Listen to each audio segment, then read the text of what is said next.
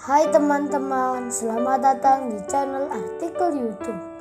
Channel pertama cerita Kenshin. Kali ini admin upload lagi ya.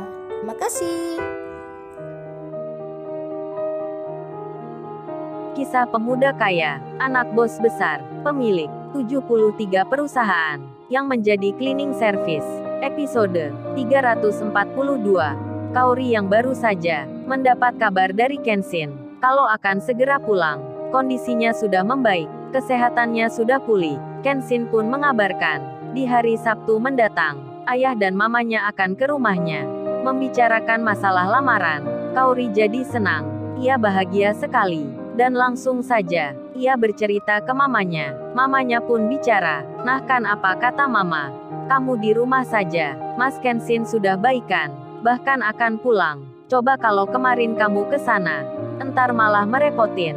Kaori pun menjawabnya, dengan mengiyakan. Di saat yang demikian, di waktu bersamaan, Yunita, seorang wanita, yang diminta tolong Yudis untuk menyelidiki seseorang, kini telah tiba ke rumahnya Rena. Yunita bertujuan mencari nama Kenshin yang ada di handphone temannya.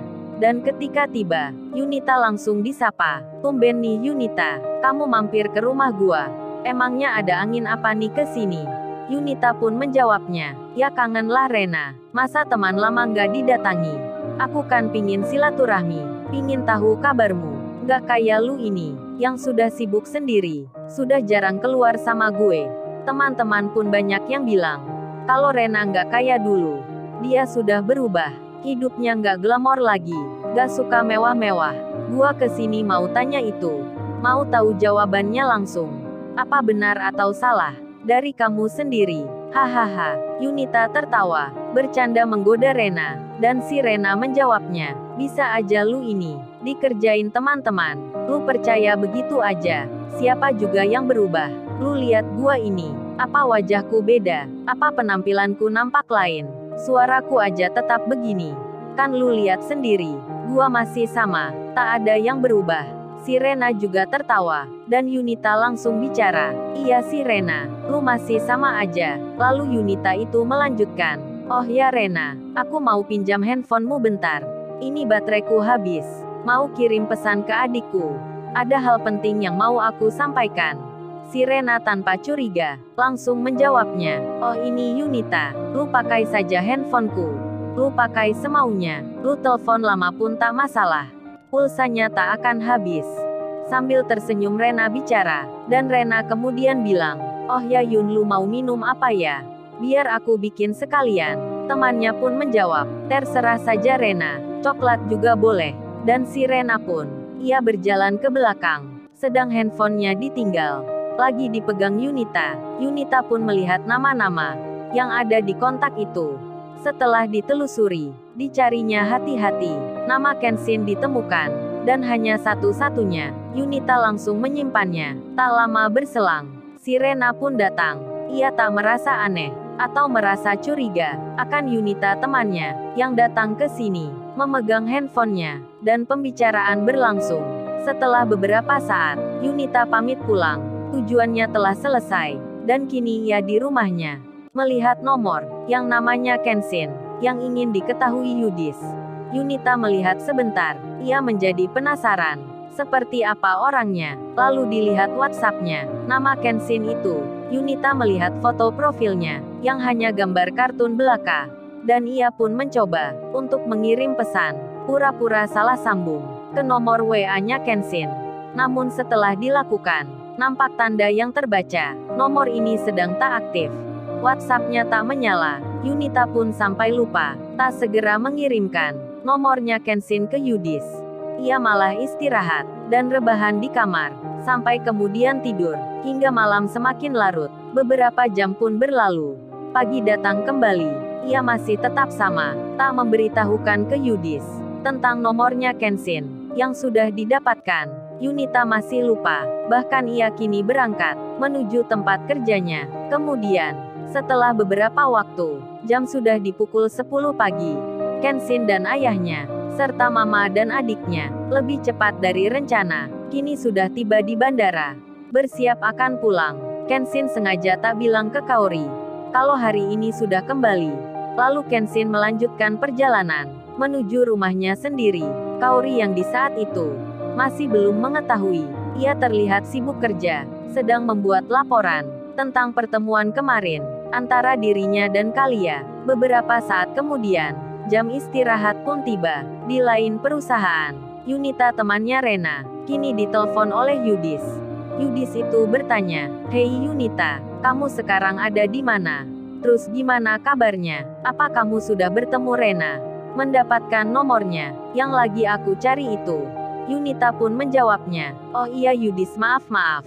Aku sampai lupa. Kemarin sudah kudapatkan, tapi aku lupa tak memberitahukan ke kamu. Kalau gitu aku langsung saja kirimkan ke nomormu." Dan nomor miliknya Kenshin segera diberikan ke Yudis. Yudis pun melihatnya, dan langsung saja memberikan fotonya Kaori yang bersama pria lain ke nomornya Kenshin. Yudis pun menjadi senang, tak sabar ingin tahu jadinya, ingin tahu hasilnya, dan dilihatnya saat itu masih belum terbaca, dan Kenshin sendiri kini telah sampai di rumahnya. Kenshin pun beristirahat sejenak, sambil melihat-lihat handphone miliknya yang tak ada sinyal jaringan. Setelah 1 jam berjalan, sinyal itu tetap saja sama, masih bergambar merah.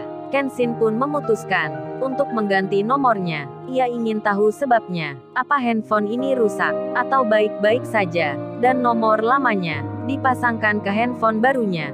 Seketika itu juga, sinyal jaringan langsung terbaca. Saat internetnya menyala, WhatsApp-nya langsung saja banyak pesan yang masuk. Kenshin pun melihatnya. Terlihat 2 nomor yang tak ada namanya. Kenshin langsung membukanya.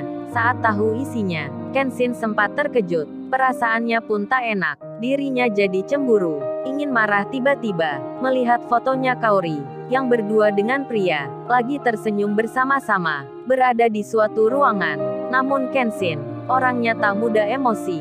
Ia berpikir dengan jernih, kenapa orang ini mengirimkan foto ini? Kenshin pun berpikir, ia tak mau cepat-cepat memutuskan marah ke Kaori, menjadi cemburu. Lalu Kenshin melihat lagi, diperiksanya dengan jeli. Nampak senyumnya Kaori sangat beda sekali, tak seperti bersamanya. Kenshin langsung mengerti, Kaori ini tak menikmati foto bersama pria ini. Senyumnya seakan dipaksa. Kenshin mengenal Kaori, bahkan dari matanya, mimik wajahnya. Kenshin sudah bisa memahami akan Kaori seperti apa. Kaori tak mungkin begitu kalau tak ada alasannya. Kenshin pun hati-hati dalam menanggapi. Ia ingin bertanya sendiri pada Kaori ceweknya tentang foto yang dilihatnya. Ceritanya seperti apa? Maksudnya gimana? Kenshin hanya ingin tahu. Ia pun lalu menunggu bertanya tentang itu di waktu sore saja, karena tak ingin mengganggu Kaori yang saat ini bekerja. Lalu kemudian, yang ditunggu pun datang. Iwan akan pulang. Saat ini jam 4 sore. Iwan tiba-tiba dapat pesan dari Ririn yang bertanya. Iwan pun membacanya. Ririn menulis kalimat, "Oh ya Mas Iwan, malam ini ada kesibukan nggak ya? Kalau nggak ada, bisa nggak mengantarkan saya ke tempat nikahan teman jam 7 malam ini?" Ketika membaca itu, Iwan terkaget rasanya. Jantungnya berdebar-debar, seakan mendapat kejutan, mendapat rezeki dari arah yang tak disangka. Iwan pun tanpa pikir panjang langsung menjawabnya, "Bisa-bisa Mbak Ririn, saya akan ke sana nanti. Terima kasih sudah menghubungi. Saya usahakan datang tepat waktu." Ririn pun membacanya, namun Iwan waktu itu bingungnya setengah mati, tak siap harus berbuat apa. Pakaiannya belum dicuci, dan waktu yang singkat ini, Iwan pun tak ada pilihan. Ia ke rumahnya Kenshin saja untuk meminjam baju. Kasian benar si Iwan, sampai harus belain gitu. Dan Kenshin sendiri kini mengirim tanya ke Kaori. Kenshin memberikan foto itu ke nomor WhatsApp-nya Kaori. Kenshin menulis kalimat, "Kaori selamat sore nih.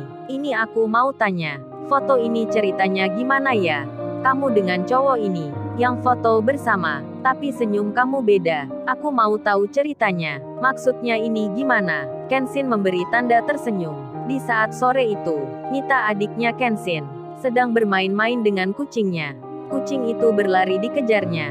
Nita memanggil-manggil namanya, dan Kenshin yang memegang handphone berada di dekat kolam. Handphone itu tak sengaja terkena larian kucing itu, diterkam saat meloncat hingga jatuh ke kolam. Kucing itu pun demikian, terjatuh ke kolam air, dan Nita adiknya berteriak, "Kak, cepat kak, tolong Messi kak.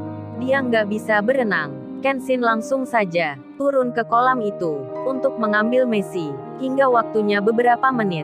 Setelah itu, Kenshin mengambil handphonenya yang di bawah air, lalu segera dilihatnya. Namun, handphone pemberian Kaori kini jadi mati, tak menyala lagi, karena jatuh ke air. Dan Kaori sendiri, saat mendapat pesannya Kenshin, Kaori pun terkejut sekali. Fotonya yang kemarin, yang diminta Kalia itu untuk menjadi modelnya, bersama laki-laki tersebut, kini tak disangkanya, Kenshin mengetahui, dan ditanyakan saat ini. Kaori bingung setengah mati, ia merasa tak enak sekali. Kenshin pasti cemburu, ia akan sakit hati, pasti salah paham tentangnya. Kaori pun sampai menangis, tak tahu menjelaskan ini, sedang sebentar lagi akan lamaran. Dan Kaori pun segera menelpon Kenshin untuk menjelaskan ceritanya, namun nomornya Kenshin sudah tidak aktif. Kaori pun mengira Kenshin sudah marah, tak ingin bicara dengannya, dan Kaori jadi bingung. Ia cerita ke mamanya tentang masalah itu. Kaori pun salah mengira, salah paham dengan Kenshin, padahal Kenshin saat ini tak sedang marah ke dirinya. Kenshin baik-baik saja. Lalu, bagaimana kisah selanjutnya? Subscribe channel ini untuk episode berikutnya. Terima kasih. Jangan lupa ya guys, untuk kelanjutan ceritanya ada di YouTube. Jangan lupa subscribe ya guys, dan tekan notifikasinya